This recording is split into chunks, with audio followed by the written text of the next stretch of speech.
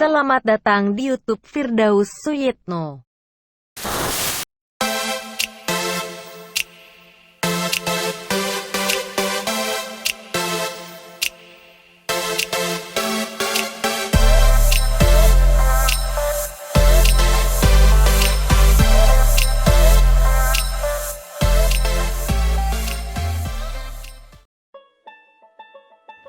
Halo, Assalamualaikum warahmatullahi wabarakatuh. Apa kabar semuanya? Semoga selalu diberikan kesehatan dan keberkahan. Pada video kali ini, Bapak akan membahas 10 soal berkaitan dengan zaman praaksara. Sebelum menonton video ini, mohon untuk menjawab soal yang berada di deskripsi video ini. Bapak tunggu ya. A few moments later. Jika sudah menjawab soal tersebut, yuk kita bahas satu persatu pertanyaannya. Kita menuju pertanyaan nomor 1. Sumber-sumber yang digunakan untuk mengkaji zaman prasejarah terdapat pada hal-hal berikut ini, kecuali A. Berbagai alat yang terbuat dari tulang, B. Prasasti-prasasti, C. Bangunan-bangunan yang terbuat dari batu, D. Perhiasan-perhiasan yang terbuat dari tulang, E. Benda-benda dari perunggu dan tembaga. Jawabannya adalah yang B, karena prasejarah adalah zaman di mana manusia belum mengenal tulisan, sedangkan prasasti merupakan sebuah piagam atau dokumen yang ditulis pada bahan yang keras, serta juga pada bahan yang tahan lama. Kita menuju pertanyaan nomor 2. Pada awalnya, teknologi pembuatan alat-alat manusia purba mementingkan dari segi A. Kualitas, B. Estetika, C. Keawetan barang, D. Kepraktisan penggunaan, dan E. Pewarisan kepada keturunannya. Jawabannya adalah yang D, karena manusia purba lebih mementingkan kepraktisan penggunaan barang. Terbukti dari hasil penemuan alat kehidupan masih sangat sederhana, tidak ada modifikasi. Kita menuju ke pertanyaan nomor 3. Berikut pembagian waktu praaksara. Yang pertama Mesolitikum, yang kedua logam, yang ketiga Paleolitikum, yang keempat Neolitikum, yang kelima Megalitikum. Berdasarkan pernyataan tersebut, urutan yang benar dalam zaman praaksara adalah A. 1, 2, 3, 4, dan 5, B. 2, 3, 1, 4, dan 5, C. 3, 1, 4, 5, dan 2, D. 3, 1, 5, 4, dan 2, dan E. 3, 5, 4, 1, dan 2. Jawabannya adalah yang C. 3, 1, 4, 5, dan 2.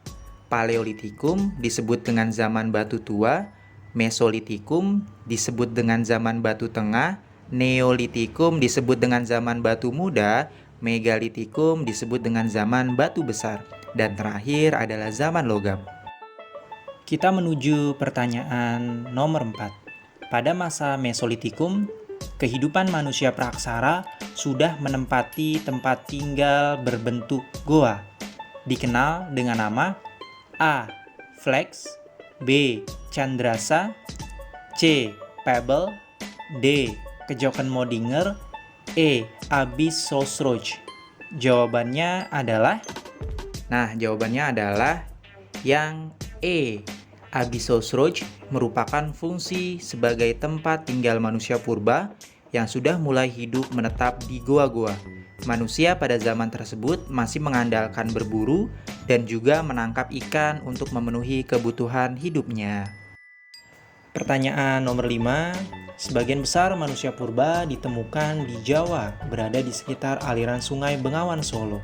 Fakta ini menunjukkan bahwa A. Kondisi tanah di sekitar sungai Bengawan Solo sangat subur, sehingga sangat mendukung kehidupan. B. Daerah sekitar sungai Bengawan Solo menjadi pusat kehidupan pertama di Indonesia. C. daerah ini mengandung banyak air yang menjadi pusat aktivitas kehidupan. D. Di daerah ini terdapat banyak hewan buruan yang dibuktikan dengan ditemukannya berbagai jenis fosil. Dan E. Daerah ini merupakan satu-satunya daerah yang dapat didiami oleh manusia pada masa lalu. Jawabannya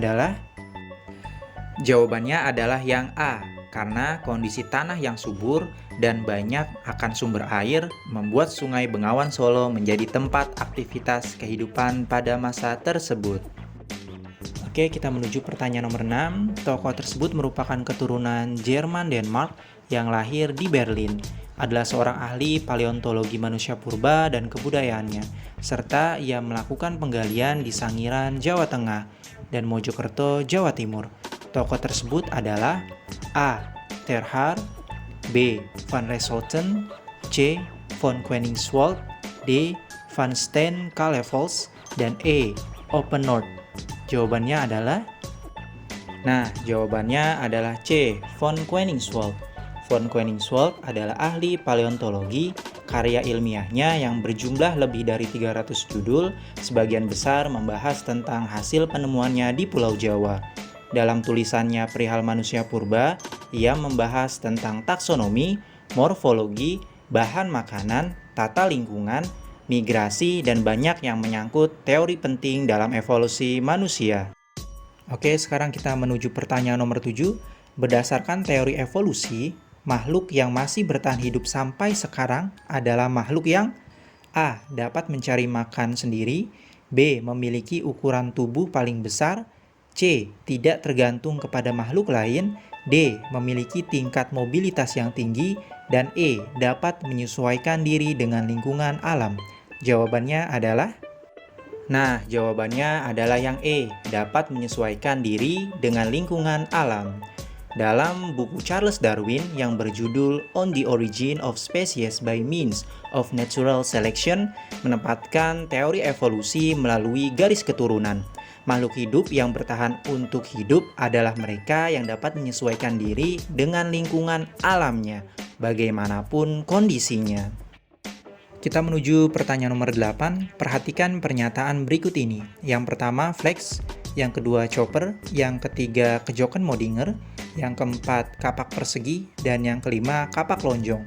Berdasarkan pernyataan tersebut, peninggalan masa Paleolitikum kebudayaan Ngandong ditunjukkan pada nomor A. 1, B. 2, C. 3, D. 4, dan E. 5. Jawabannya adalah A. Alat hasil kebudayaan Pacitan, yaitu berupa alat serpih, flex. Alat serpih kemungkinan digunakan sebagai alat untuk menguliti hewan, mengiris daging, dan memotong umbi-umbian. Kita menuju ke pertanyaan nomor 9. Fungsi dari batu pipisan yang berasal dari zaman Mesolitikum adalah A. Melambangkan kesuburan, B. Membuat alat serpih, C. Menghaluskan pewarna merah, D. Menjadi landasan atau fondasi rumah, E. Sarana penghormatan kepada nenek moyang. Jawabannya adalah yang C. Pipisan merupakan alat untuk menghaluskan biji-bijian, ramuan tumbuhan, atau menghaluskan pewarna merah. Kita menuju pertanyaan nomor 10. Zaman Neolitikum merupakan zaman revolusi dalam kehidupan manusia praksara karena A. Datangnya nenek moyang bangsa Indonesia, B. Masuknya pengaruh Hindu dan Buddha, C. Berkembangnya budaya pertanian dan perdesaan, D. Teknik membuat alat dari batu sudah semakin canggih, dan E. Perubahan cara pemanfaatan batu dalam kehidupan manusia. Jawabannya adalah yang C. Berkembangnya budaya pertanian dan perdesaan. Pada masa sebelum Neolitikum, manusia sekedar pengumpul makanan atau food gathering, berubah untuk mulai menjadi penghasil makanan atau food producing dengan bertani dan beternak pada masa Neolitikum. Perkembangan pola hidup manusia pada masa Neolitikum terlihat sejak masyarakat mulai menggunakan cara-cara baru untuk bertahan hidup dengan berkembangnya budaya pertanian dan perdesaan. Gimana hasil nilainya? Semoga bagus ya, dan semoga kalian paham dari video latihan soal dan penjelasan yang Bapak sampaikan. Jika kalian suka dengan video ini, yuk di subscribe and like. Terima kasih.